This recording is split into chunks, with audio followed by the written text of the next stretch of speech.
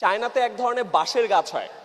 সেই বাঁশ গাছে যখন আপনি বীজ বপন করবেন, একদিন দুই দিন পানি দিবেন, গাছটা বড় হয় না।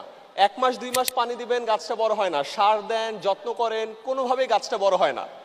1 বছর বীজ থেকে চারা গাছ অঙ্কুরিত হয় না।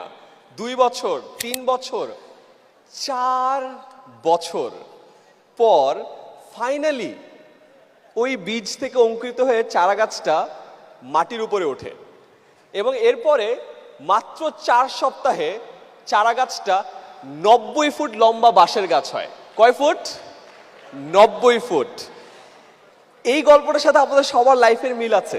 আপনারা এখন অনেক কষ্ট করছেন, অনেক কষ্ট করে ঢাকায় আসছেন, অনেকের সাথে পরিচিত হওয়ার চেষ্টা করছেন, নেটওয়ার্কিং করছেন, কল দিচ্ছেন, হয়তোবা পাত্তা পাচ্ছেন না, অনেক জায়গায় যাচ্ছেন, কাস্টমার কিনছে না।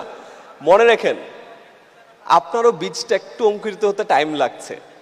ওই যে 4 বছর একবার করে একবার যখন ওখান থেকে বের হবেন, 4 সপ্তাহে 90 ফুট এই স্টেডিয়াম পার হয়ে যাবেন।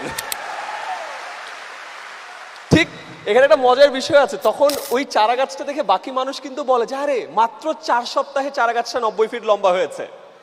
আসলে কি 4 সপ্তাহে 90 ফিট লম্বা হয়েছিল? 4 বছর 4 সপ্তাহে 90 ফুট লম্বা হয়েছিল। তো মনে রাখেন, আজকে যদি আপনাদের এফর্টগুলো বা আপনাদের কাজগুলো কেউ ভ্যালু না করে, আপনি এখন ওইখানে আছেন, টাইম কিন্তু কাউন্ট হচ্ছে।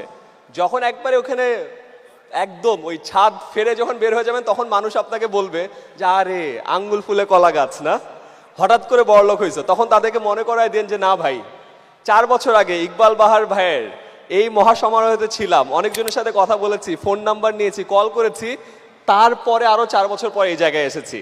বুঝতে পেরেছি ব্যাপারটা? Very good.